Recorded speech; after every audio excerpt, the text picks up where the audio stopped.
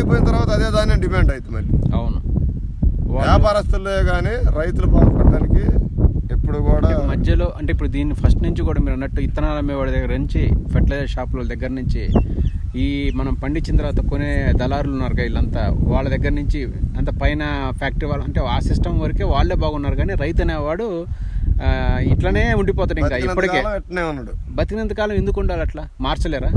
అదేనండి, ఇప్పుడు మాకు నేను అన్నాను కదా, ఇప్పుడు ఈ పొగాకు ఉందండి, దీన్ని తీసుకుపోయి వేస్తాను. దీనికి ఒక రేటు ప్రజెంట్ రేపు ఒక కింటాకు వచ్చేసి మాకు ఇంత రేట్ అయితే గిట్టుబాటు అయింది. మా రేటు ఇది, మా దగ్గరకు వచ్చి కొనుక్కొని పోయారు లేరు. మా రేటు లేదా మీరు ఇచ్చిన డిమాండ్ రేటుకి వాళ్ళు తీసుకోరు. మేము లేదా ఒక ఇక్కడ రైతు మార్కెట్ ఉంది, లేదా అక్కడికి తీసుకెళ్ళినా కానీ మేము చెప్పిన రేటుకి వాళ్ళు